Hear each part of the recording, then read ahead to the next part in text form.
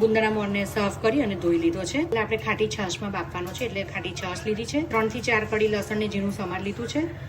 3 મરચાં છે જેને સમારી. વઘાર માટે તેલ છે, મીઠું, લાલ મરચું, ધાણા જીરું અને હળદર. ગુંદાના મોરને છાશમાં 5 મિનિટ માટે ઢાંકણ ઢાંકી અને બાફવાનો છે. મોર બફાઈ ગયો છે એટલે કે ચડી ગયો છે એવું ખ્યાલ આવવા માટે કલર આખો ચેન્જ થઈ જશે. છાશમાં બફાયા પછી પીળો થઈ જશે. બફાઈ ગયો છે એટલે હવે એને હું આ છાશમાંથી ગાળી લઈને અલગ વાસણમાં મૂકી દઉં છું. વઘાર માટે 3 ચમચી તેલ, લસણ ગોલ્ડન થાય એટલે એમાં લીલા મરચાં ઉમેરી દઈશું.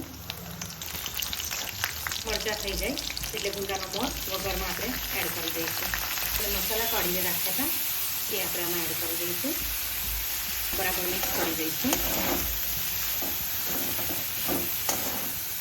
ગુંદાનો મોર 2 રીતે બને છે.